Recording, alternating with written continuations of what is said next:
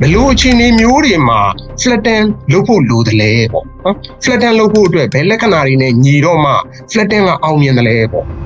ဆိုတော့ organization structure ဒီ flatten ကတော့ကိုကတော့လုပ်ချင်တယ်အခြေအနေကမပေးရင်လည်းလုပ်လို့မရပြန်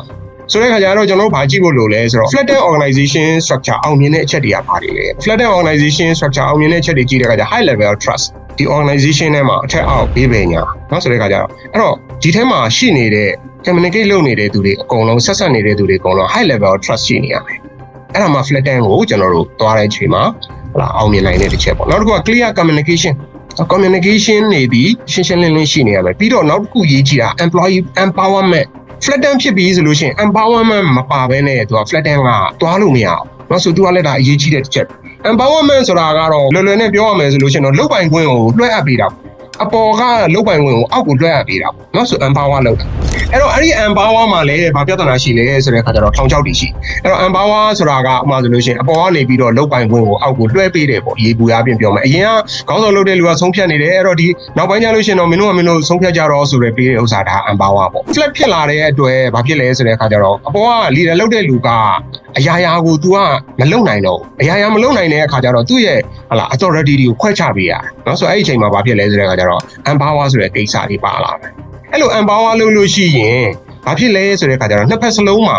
ပေးတဲ့လူရောယူတဲ့လူရောမှာထောင်ချောက်တွေရှိတယ်ထောင်ချောက်ကဘာလဲဆိုတဲ့အခါကျတော့ပေးတဲ့လူကလည်းမပေးချင်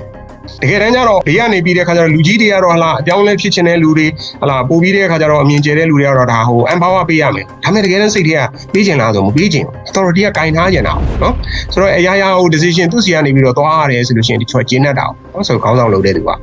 ဆိုတဲ့အခါကျတော့အဲ့တော့ तू ကဘာဖြစ်လဲဆိုတဲ့အခါကျတော့သူ့စီကပဲ authority သွားနေတော့နောက်ဆုံးကျတော့ तू မရှိလို့ရှိရင်အလုပ်ကမဖြစ်တော့ဘူးဆိုတာလေဖြစ်လာအဲ့ဒါဒီဘာဖြစ်လဲဆိုတော့ empower မရှိဘဲနဲ့ flatten ကိုသွားလို့ရှိရင်အလုပ်မှာ efficiency မှာသွားပြီးတော့ချိခိုင်နိုင်တဲ့အပိုင်းပေါ့နော်နောက်တစ်ခုကတော့ဗာလဲဆိုတဲ့အခါကျတော့အဲ့ဒီ subordinate မှာလည်းထောင်ချောက်ရှိတယ်အဲ့တော့အပေါ်ကနေ empower မပေးချင်တာမို့အောက်ကလည်း empower ကိုမယူချင်ဘူးဘာလို့လဲဆိုတဲ့အခါကျတော့ခါတိုင်းကဟိုခေါင်းပေါ်တယ်လေဆိုတဲ့အခါကျတော့ဒါဆရာလုပ်လို့ဆရာခိုင်းနေဆိုလို့ရှင်လုပ်လိုက်တယ်ဆရာမခိုင်းရင်မလုပ်ဘူး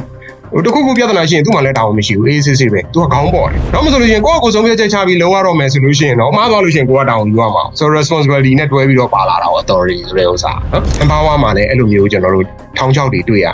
ဒါပေမဲ့လည်းဘာဖြစ်လဲ flatten structure သွားမယ်ဆိုလို့ရှင်တော့ဒီ empowerment မရှိလို့မရဘူးပေါ့အဲ့တော့ shifting the leadership role from commanding to coaching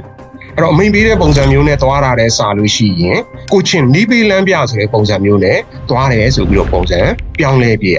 အဲ့ဒါမှဒီ flatten structure အလုပ်ဖြစ်တာပေါ့